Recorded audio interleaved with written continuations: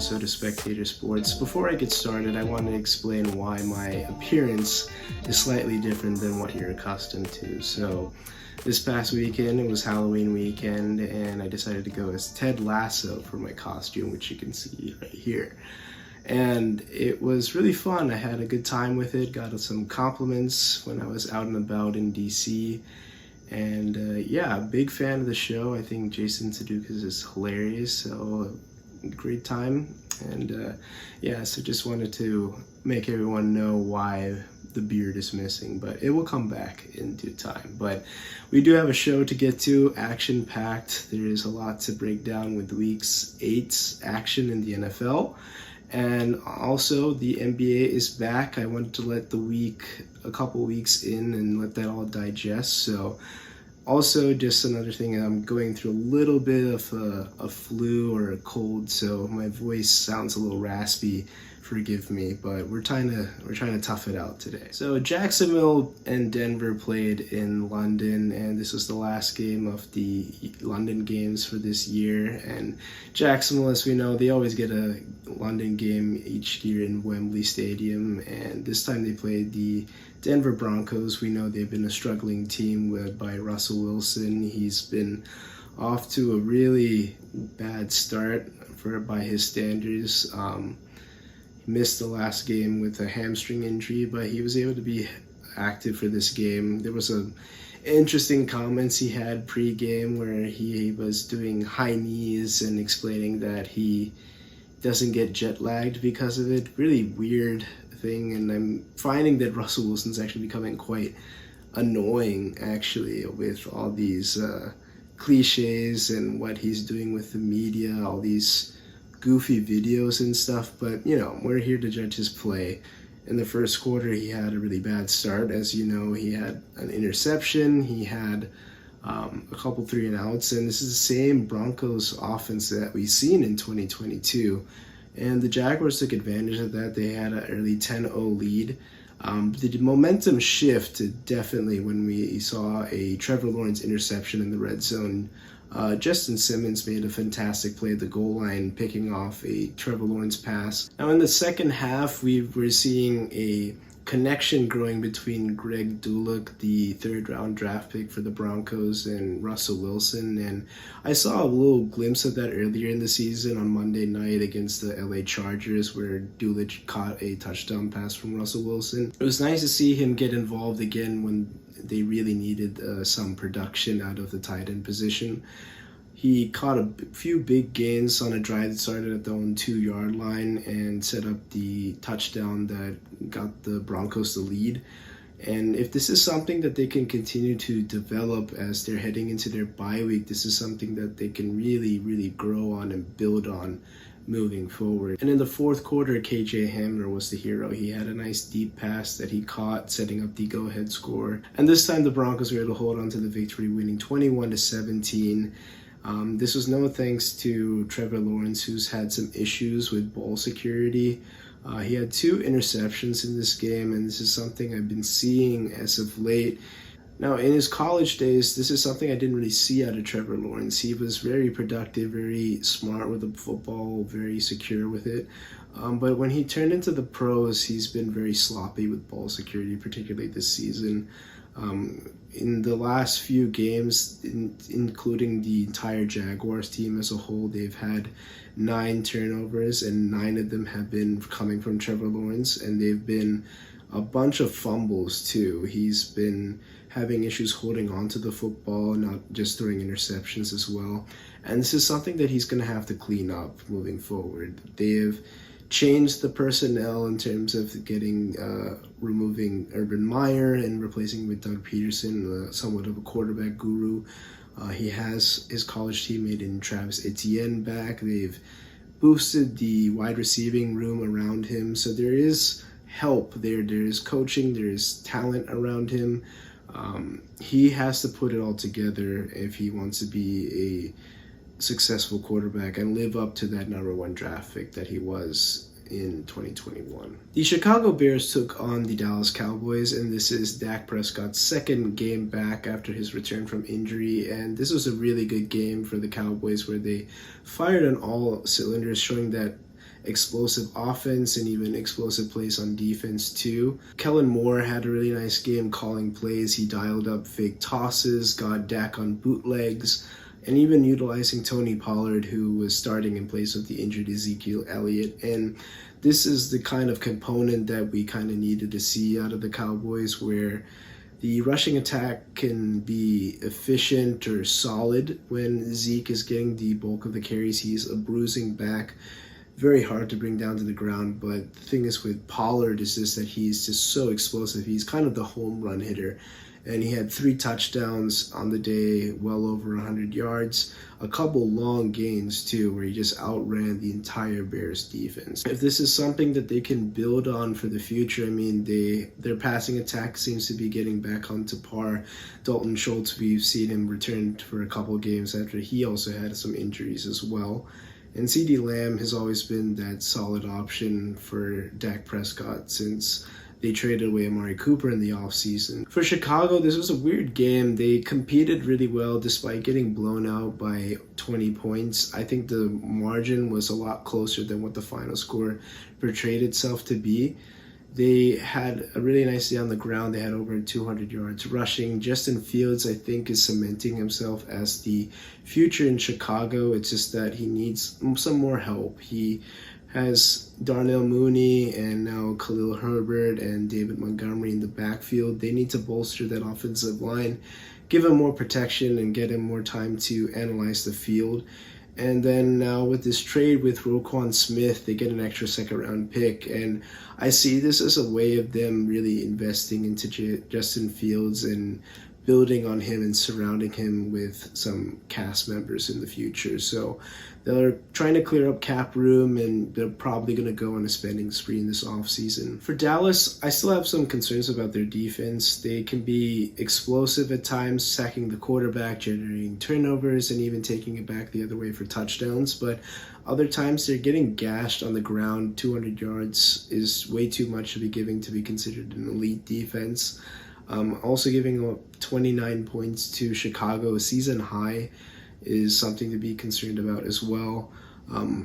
I think that this is something they can tweak on and work on moving on into their bye week. They're still finding out some ways to really integrate and get all up on the same page, but this is a very talented team, and if they can put all these pieces together, they can compete with the Eagles, the Minnesota Vikings, and other teams in the NFC. The Tampa Bay Buccaneers hosted the Baltimore Ravens on Thursday Night Football, and this was a great game by Lamar Jackson, who really needed another good performance to continue to boost his stock for securing a contract extension in the offseason. Now, in the fourth quarter, when the Bucs were trying to make this a game, Lamar simply would not let the Bucs get back into this game. He made the right play and made the smart play and took what the defense gave him. He checked it down, he ran it, and was just so great in the fourth quarter especially. I was very happy to see this type of performance from him when he's been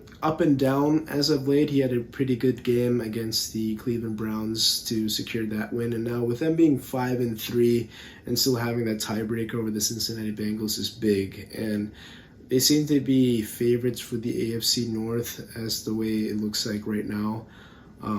I think now with this extra time off, they can rest up and get healthy. They did sustain some losses to Mark Andrews. He missed the second half due to a shoulder injury. He was already questionable coming into the game with that shoulder injury, but his injury gave light away to Isaiah Likely, who was their mid-round draft pick and a backup tight end, and he got a lot of good reps in the second half. He caught a touchdown pass and really led the way in terms of receiving when they've been missing receivers left and right. Now, it's kind of been Duvernay or bust at this point. Now, they had some good output from Kenyon Drake as well.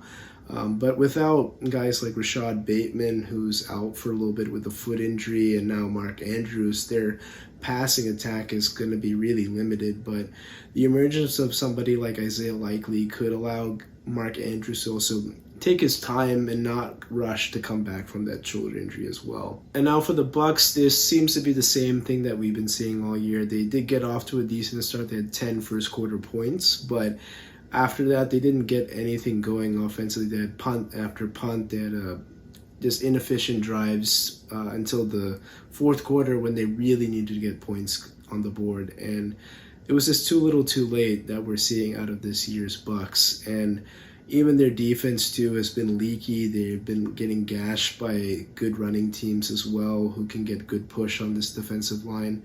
So also sustaining injuries to Shaquille Barrett. He's now out for the year with the Achilles injury. Just devastating. I mean, this defense could not afford to lose a guy like him. And they're going to be really missing his presence moving forward. And with this loss, this opens the door for their NFC South rivals to seize the division moving forward. Speaking of the NFC South, we had a really wild game between the Carolina Panthers and the Atlanta Falcons, where in the fourth quarter, this game got really crazy when the Carolina Panthers failed to convert on a fourth down. This kind of left the door open for Atlanta to seal the deal. They ate up some clock and kicked another field goal to extend the lead to 6 points. So the Carolina Panthers were still alive, but they just didn't have a lot of time, and they had to go the full length of the field to win the game. PJ Walker threw one of the best passes I've seen in a long, long time. He was rolling out to his left and just lofted it about 70 yards or so, and caught DJ Moore in stride in the end zone, who, I mean, just lost it in the end zone. I mean, he screamed, he took off his helmet, and I mean, that is a phenomenal play. I mean, that's an emotional play. I screamed, I saw the play live, I lost my composure too. Unfortunately, they did call him for a unsportsmanlike conduct for removing his helmet. Now, looking back on it, the rule states that it's only impacted if the player is in field of play, and you can see on the replay here that he's actually in the process of removing his helmet, but he doesn't actually remove his helmet until he's actually off the field and out of bounds. So I think that's a blown call by the refs. And it sucks for DJ Moore. He's just such a talented player. I'm a big fan of his. He's a former Terp. As you know, I'm a UMD graduate, so I always love seeing Terps do well in the NFL. And just not a smart play. Now, you can say maybe it wasn't his fault, but the Falcons decided to use the penalty, which was 15 yards, to push it back on the extra point attempt. And this means that instead of a 33-yard extra point attempt, it's now a 48-yard kick. Not gimme, but in today's NFL, that's doable. But not for this Panthers kicker. He missed it, and they sent the game into overtime. So following that miss, the game went into overtime, and Marcus Mariota threw an interception that was returned deep into Atlanta territory. I mean, this is about the 20-yard line or so. Already what you could consider chip shot field goal range. But again, their kicker, Eddie Perino, missed. And this time it was about 33 yards or so. And this is just something you're supposed to do. You're an NFL kicker. This is just your job. And I think that this one has to be on the kicker in this aspect. I don't know about the first time. I think as a domino effect, that is on Moore and that penalty.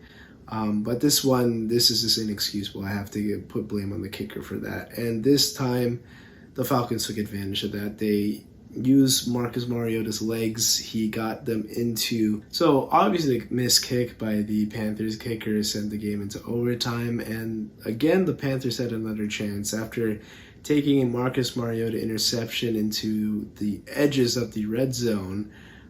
Again, their kicker missed this time from about 32 yards out. And this time, I just have to put the blame on the kicker for this. You have one job. You're a professional NFL kicker. I mean, college kickers can make 32-yard kicks. This is in a dome. There wasn't a block. There was a clean protection. There's just no excuses. That's on the kicker for that one. Now, you could say that maybe the first one, given that it's on maybe DJ Moore, I could see that. I could see that argument. But this one, I have to give it on the kicker. And The ensuing drive, the Falcons didn't waste any time. Marcus Mariota had a really nice run to set up a field goal by their kicker, Younghoe Koo. And now they're atop the division at 4-4, a full game ahead of the Tampa Bay Buccaneers, a team that they played very competitively a few weeks ago. I have been very high on this Falcons team. I don't know what exactly that they're doing that is translating into wins, but they have some pretty good quality play right now. They're playing together. Also, I mean, one of their wins comes against Seattle, who's been one of the brightest stories of this year. And that was on the road too. So Atlanta is doing something right, and I don't know if this is sustainable or whether the Bucs can get their stuff together. I think Atlanta is going to be in the playoff mix. I'm moving on to Miami taking on Detroit. This is now to a second game back after injury as well, just like Dak Prescott. And using this softer part of the schedule against a team like the Detroit Lions, it's getting some extra reps and what I called in my previous episode, where it's kind of like a preseason 2.0, getting some reps with the receivers and taking advantage of the softer parts in your schedule, so when you have to play those tougher opponents like the Chiefs or the Bills in your own division, you're ready and you're on point. You know where things are supposed to be. Now, this wasn't the greatest start for the Dolphins. They trailed early, but with explosive receivers that you have in Hill and Waddle, I mean, the numbers that they're putting up are off the charts. Hill had 188 yards receiving. Waddle had over 100 yards and 2 touchdowns. I mean, this is incredible what they're doing. I haven't seen a wide receiving duo put up these type of numbers, like pretty much stride for stride, that they're together doing the same type of statistics is wild to me. And that can show that they're just here to compete and make some noise in the postseason. Now, I do think their chances of getting the AFC East division are probably over. They're 2 games back, and they still have to travel up to Buffalo to play the Bills. But there's still going to be one hell of a wild card team nonetheless. So one thing that is concerning for the Miami Dolphins is that they are a warm weather team, and they've been doing great in sunny Miami, South Beach, and also in dome stadiums like against the Detroit Lions. The problem is that a lot of teams, especially the top tier teams in the AFC, are playing cold weather stadiums, outdoors in the cold in January. And I'm concerned about how this team is going to be able to handle that and take this explosive offense into frigid conditions where it's harder to throw the ball, it's harder to be fast and explosive in colder conditions. But that's really my only concern with the Miami Dolphins. Other than that, they'll make one hell of a wild card team. The New York Jets took on the New England Patriots, and now this is the Jets having to move on with life without Breece Hall, who unfortunately tore his ACL last week against the Denver Broncos, which means his season is done. And they made a trade with the Jacksonville Jaguars to replace his production with Jamal Robinson, which is, I think, a nice move. Him splitting carries with Michael Carter is going to be a good thing as well, so they have to reintegrate the running attack moving forward.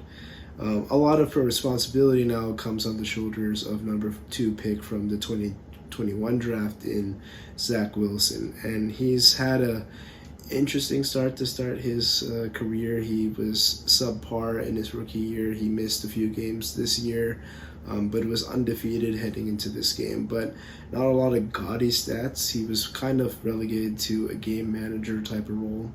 But this time he was really exposed by Bill Belichick once again. He had 3 really bad interceptions. I think there's not really an excuse for any one of them. He seems to be a quarterback that relies on his arm talent, to think that he can rely on his arm talent to squeeze balls into tighter coverage or try things that are unorthodox, rather than just looking on the field and seeing what his check down option is, or scrambling out of something. Instead of taking a sack, he could just scramble out and throw the ball away. And sustain the drive that way. Now his counterpart in Mac Jones was having a good rookie year. He's had a rough sophomore campaign. He's missed a few games too, that high ankle sprain. He was benched last week, but he had a decent game. He had a really horrendous throw that was thankfully bailed out. Now this was a pick six that was taken off the board thanks to a roughing the passer call, which saved him in the first half. So he did have an interception. Now that was a ball that was tipped at the line of scrimmage. I can't totally blame Mac for that interception, but the interception that could have been was really bad, so he was bailed out of that. Patriot offense still seems to be lacking the ability to stretch the field and translate points into touchdowns rather than field goals, which is why the Jets were able to hang in this game somewhat. But at the end of the day, the Patriots held on to the victory and won 22-17. At the end of the day, the Pats were able to hold on to the victory and they were able to move on to 4-4 in the year. Winners 3 out of their last 4 games and still remaining competitive in a very logjam AFC. For the Jets side of things, again, this comes back to Zach Wilson. Now he doesn't have Breece Hall to lean on, and he's going to have to be smarter with the ball. Now, he did acknowledge that in his post-press game conference, so it's not like he's completely unaware. But I'm seeing a lot of Baker Mayfield, Johnny Manziel type of vibes where he's just not making the smart play. So he has to go back and look at the tape, see where those other options are, and just be smarter with the ball. And this got me thinking about a side topic. The 2021 draft was a really talented draft, a big-time draft for quarterbacks. First 3 picks were all quarterbacks. Then you followed it up with the Bears trading up for Justin Fields, and then at 15, the Patriots taking Mac Jones. So as they stand right now, not any one of them has been able to really separate them from the rest of their quarterback class as well. They've all had different issues. A lot of them have been similar, where they've been having issues with ball security. We've seen that especially with Zach Wilson and Trevor Lawrence in particular. They've been turning the ball over too frequently, and there's only so much time you can give in terms of them saying that's a young quarterback and they just have to learn. Both of them have had improvements to their rosters, so their excuses are going to be starting to run thin. I can give a little bit longer of a leash to guys like Mac Jones and Justin Fields, who just don't have a lot of talent. Now, they have decent offensives around them with good running games, but in terms of pass catchers, they're really missing elite talent on the outside, and also good coaching. Both coaches are defensive minded. Also, Mac has been getting coached by Joe Judge, the former Giants coach, and Matt Patricia, who's historically been a defensive coordinator. So I'm not really sure how that's been working out for his development. Justin Fields for the Chicago Bears, now that franchise has been having issues with developing quarterbacks. They just don't draft quarterbacks really well and surround them with talent. But I think with this trade of Roquan Smith, like we talked about before, this is a way for them to invest in the future and get future assets and help Justin Fields out. I would say the other quarterback we didn't talk about was Trey Lance. The issue with him is we just haven't seen enough of him. He's had 2 starts last year, 2 starts this year, cut short due to injury. We don't know what we have in him, and he's going to have to wait until year 3 to really get a good ample sample size to see what the 49ers have and see if that's their franchise quarterback moving forward. To rank them, I would say Justin Fields is probably the best career so far. He's been showing the most promise and making strides in year 2 to move himself ahead. I'd still have Trevor Lawrence at number 2. I think he's just a lot there, but he needs to be smarter with decision making. And then after that, it's kind of a toss-up between Mac Jones, Trey Lance, and Zach Wilson. I think Mac Jones as a game manager is fine, but I'm not sure he's an elite quarterback talent that the Patriots were hoping to get out of him. Now moving on to the Battle of Pennsylvania with the Pittsburgh Steelers taking on the Philadelphia Eagles. This was a game that is going to be known as the A.J. Brown game for years to come, where he had 3 first-half touchdowns. All of them were deep balls from Jalen Hurts, who I saw a video actually that were saying where the Eagles' deep ball has disappeared. So I think that is actually safe to say is gone for now. I think the Eagles' deep ball is alive and well because all 4 of Jalen Hurts' touchdown passes were a lot of air yards, 4 touchdown passes on the day. He was phenomenal.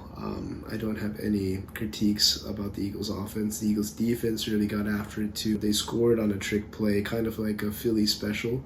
But after that, I mean, nothing else. 2 field goals, one pretty comfortably, and also addressed these second half woes that they've had as of late, where they don't score as much as they do in second halves, but they scored 2 more touchdowns and really buried the Steelers in the second half and put the game to bed. So all around, I mean, just a great performance by the Eagles, now 7-0 in the year. I think that they're really rounding into form, and they still have a couple softer matchups before the schedule really gets tough. So now for the late afternoon games, the San Francisco 49ers played the LA Rams and has continued their regular season dominance over their in-state rivals. Now, another victory, and we know they lost the NFC Championship game, but I think this year in particular, they're just in a different class than the LA Rams. The Rams just look totally out of sorts. They have that Super Bowl hangover, and I don't really see them making the postseason at this point. I think that it's just too far gone. Their offensive line can't protect Matt Stafford.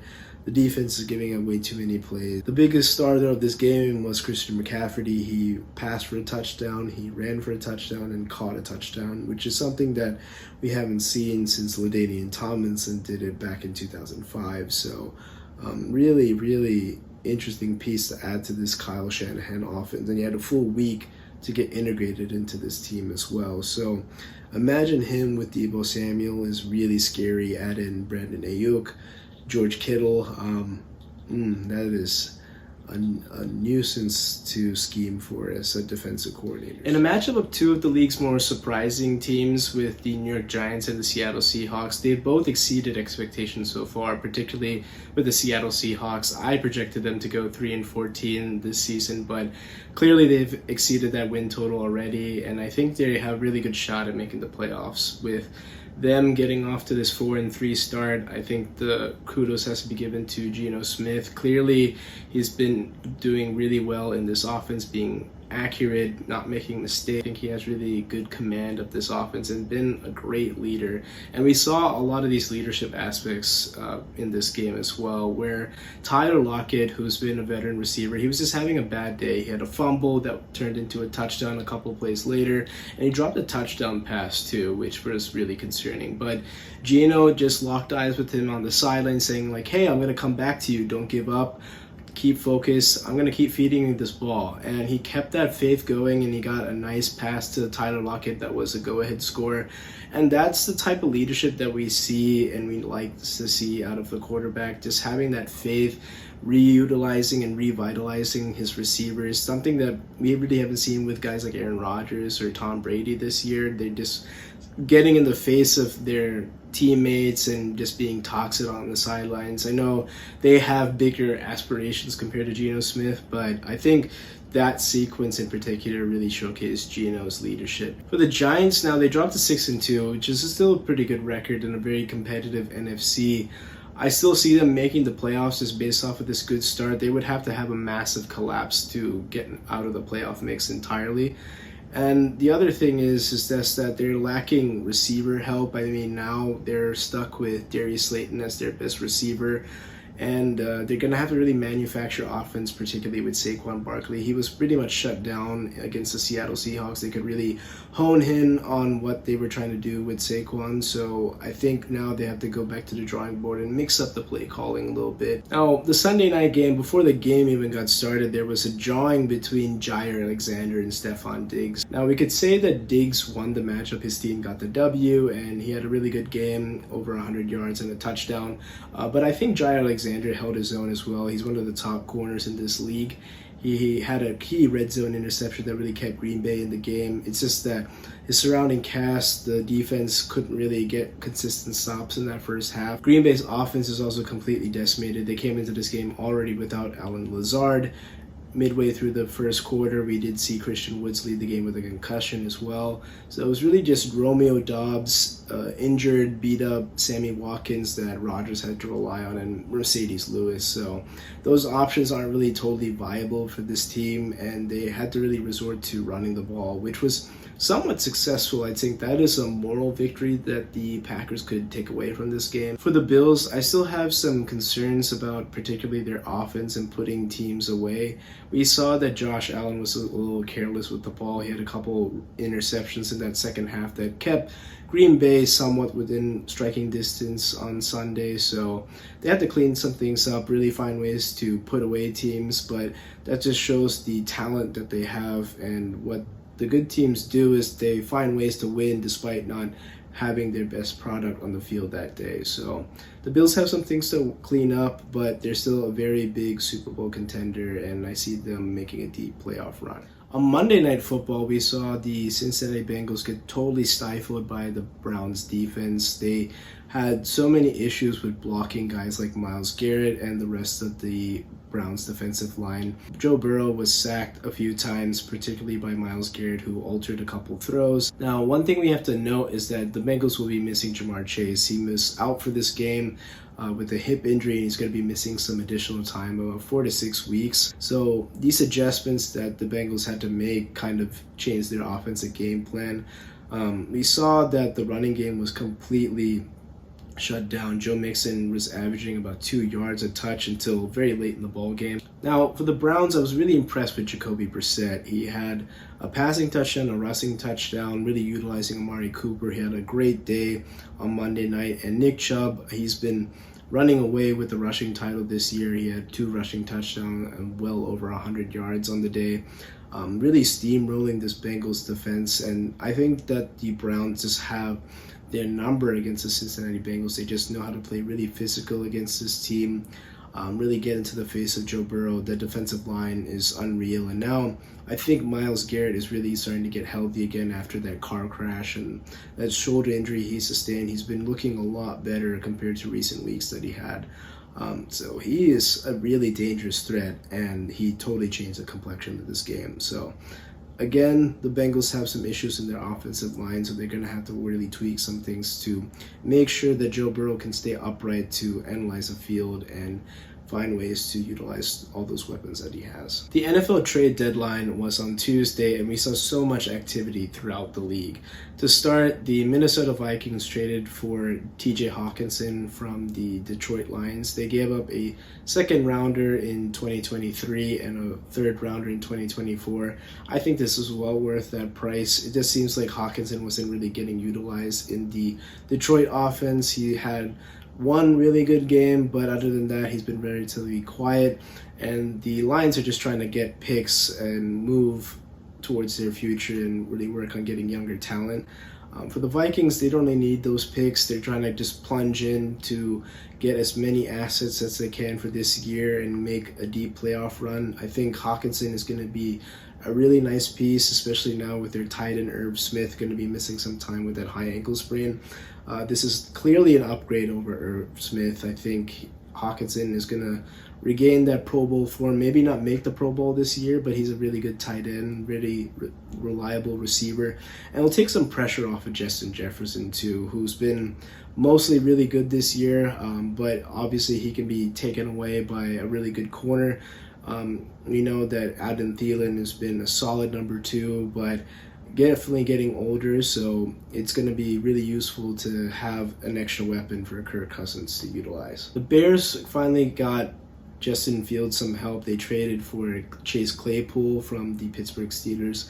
They gave up a second-round pick, but I think, again, this is also a pretty good price for what they got. Chase just wasn't fitting in with what the Steelers were trying to do. And this gives a weapon for Justin Fields to utilize moving forward and develop some chemistry for the future. Claypool is a young receiver, very talented, really aggressive in terms of high-pointing the ball. So this is an upgrade for this receiving corps that's mostly been dependent on Darnell Mooney. So it's going to take some pressure off of him, and we're going to see some more development with Justin Fields. So I really think that the Bears are buying into what Justin Fields can do. And I think the biggest trade on Tuesday was the Bradley Chubb trade to the Miami Dolphins. Now, they gave up a first-round pick, but this is well worth the price as well. I think that he is another edge rusher that Miami can deploy, especially when you have quarterbacks like Josh Allen in your division. They have to deal with Mahomes and Lamar Jackson as well, probably in the postseason. So bolstering that defense, I mean, Denver isn't really going anywhere, and they need draft capital as they gave up a lot for this Russell Wilson trade. So that first-round draft pick is going to help the Broncos out. But I think this is a win-win for both teams.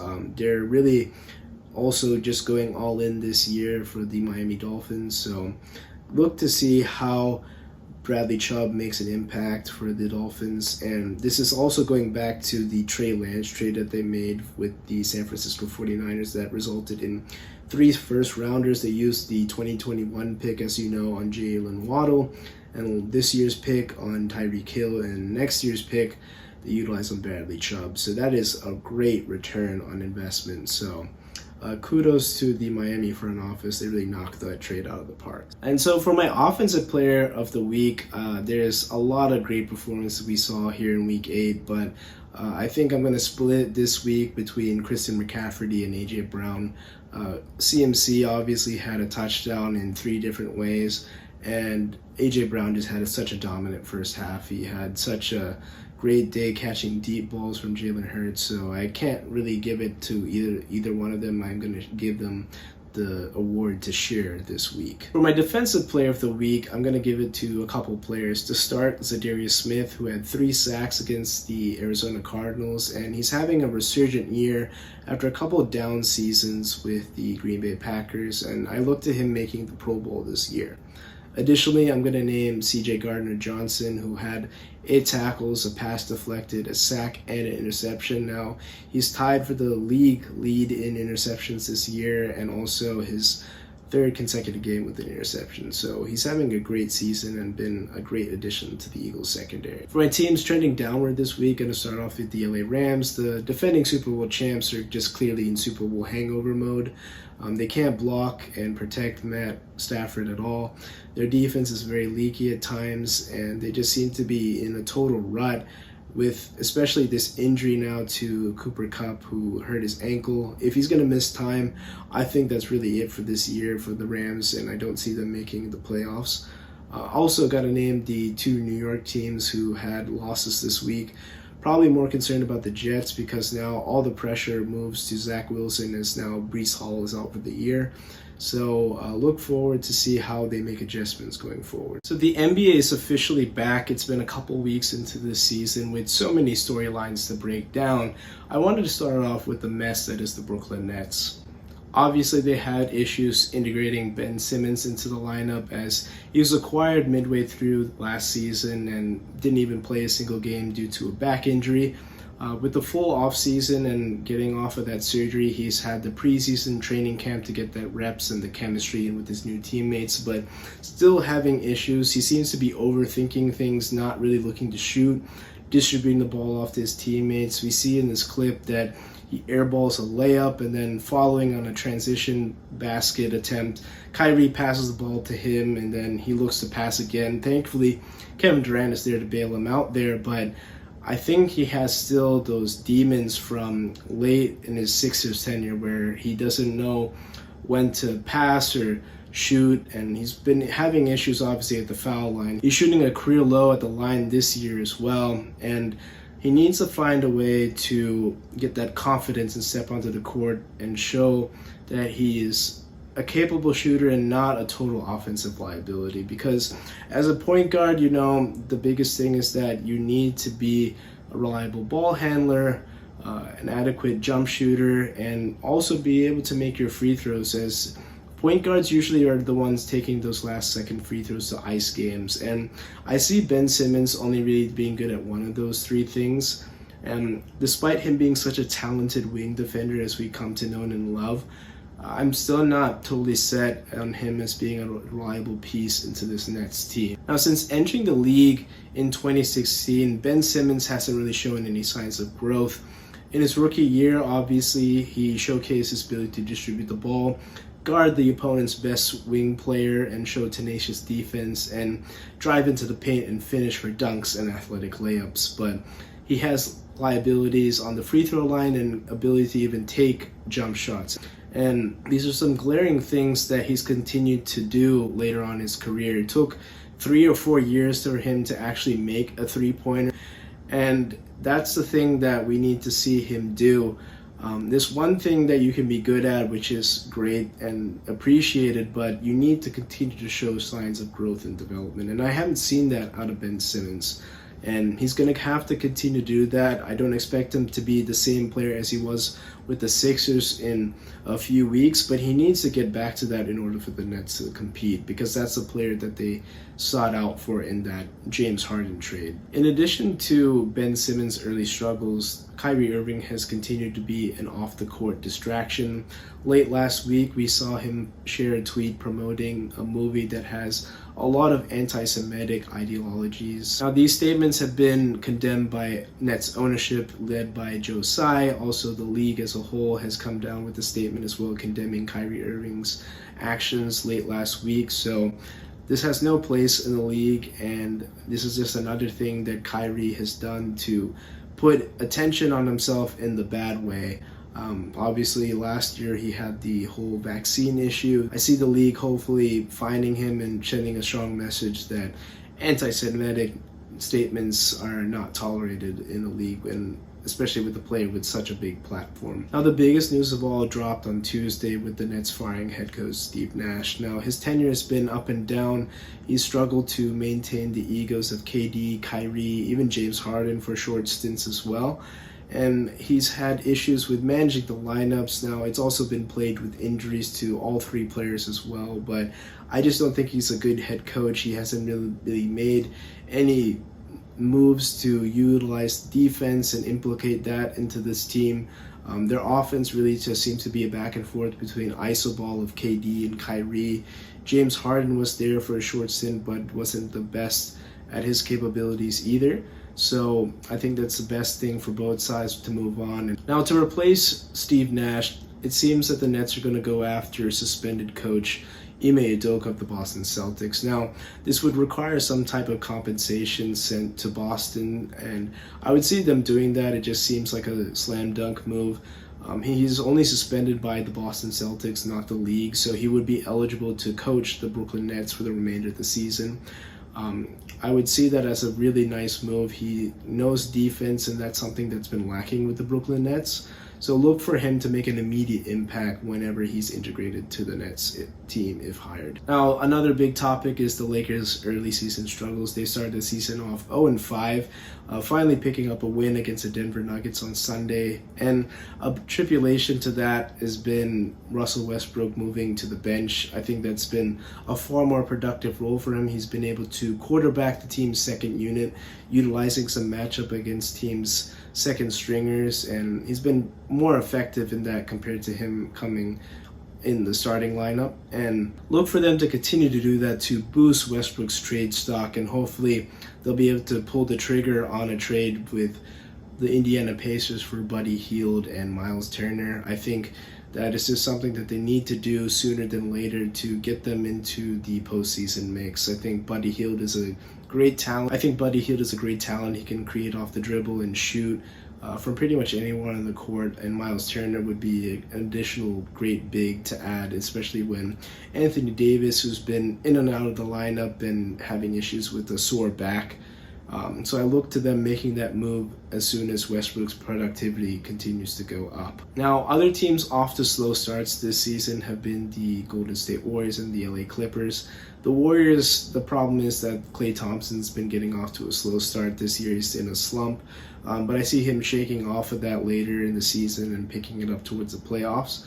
And they have to really integrate these newer, younger members like Moody, Wiseman, and Jordan Poole is seeking more minutes after getting that contract extension. So a lot of moving parts. They just have to find ways to get consistent play, but I look to them having that experience and putting it all together before the postseason starts, as it's very early in the season. I mean, it's been less than 10 games played so far. The Clippers have had issues starting off the season as well, with Paul George, Norm Powell, and Reggie Jackson also struggling this season, shooting below 40% from the field, and that's really not going to cut it, especially from your more reliable scorers, with Kawhi Leonard still integrating himself back into the fold after that ACL injury in 2021.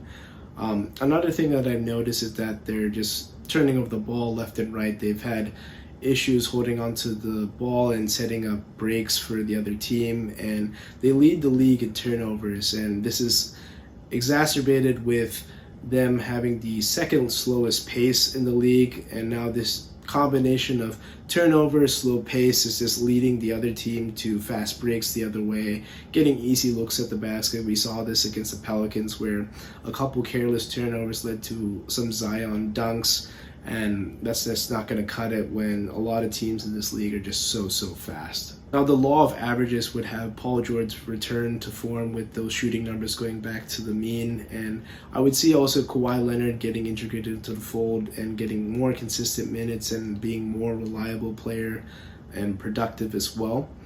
Another thing that's concerning me is that the Clippers lack a true backup big man, as when Ivica Zubac goes to the bench, there's just nobody to really put a body, and they have to rely on small ball centers like Nicholas Batum or Marcus Morris, so that's not really enough to put an adequate body against NBA bigs, and they've been giving up a lot of easy looks at the basket. We see Jackson Hayes get an easy dunk, and he's left totally alone in the dunker spot, so they need to clean that up. But I know Dwight Howard is still a free agent. There's a couple bigs that are still available. They can find somebody via trade as well, so look for them to make that move to really complete that roster. Now, to credit some good teams, obviously the Suns have gotten off to a really good start at 5-1.